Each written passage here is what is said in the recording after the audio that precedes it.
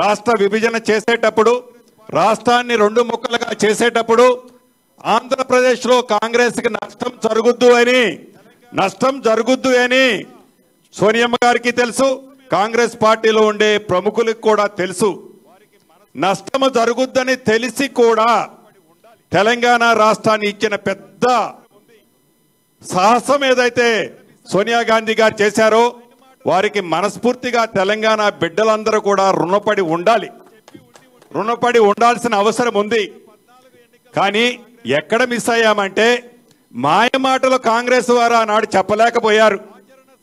మాయమాటలు చెప్పి ఉంటే నిజంగా 2014 ఎన్నికల్లోనే కాంగ్రెస్ అధికారంలోకి వచ్చేది. మాయమాటలు చెప్పని కారణంగా, ఆచరణ సాధ్యంగానే హామీలు ఇవ్వని కారణంగా ఆనాడు పదవి కోల్పోయారు.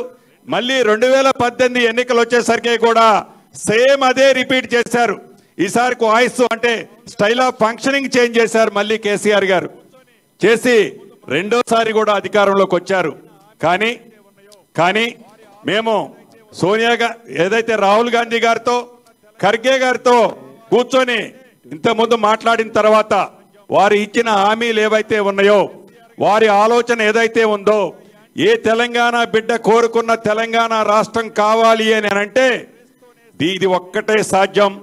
ఒక పక్క కేసీఆర్ గారి టీము, రెండో పక్క యాంటీ కేసీఆర్ గారి టీం అంతా ఒకే టీములో ఉండాలంటే అది కాంగ్రెస్ తోనే సాధ్యమని చిట్ట చివరికి 6 నెలల తర్వాత పూర్తిగా విశ్లేషించుకున్న తర్వాత కాంగ్రెస్ పార్టీలో నేను, నాతో పాటు ఉన్న ముఖ్య నాయకులు, లక్షలాది ప్రేమించే అభిమానులు, కాంగ్రెస్ పెద్ద కుటుంబంలో మేము కూడా జాయిన్ అవ్వాలని నిర్ణయించుకున్నాం.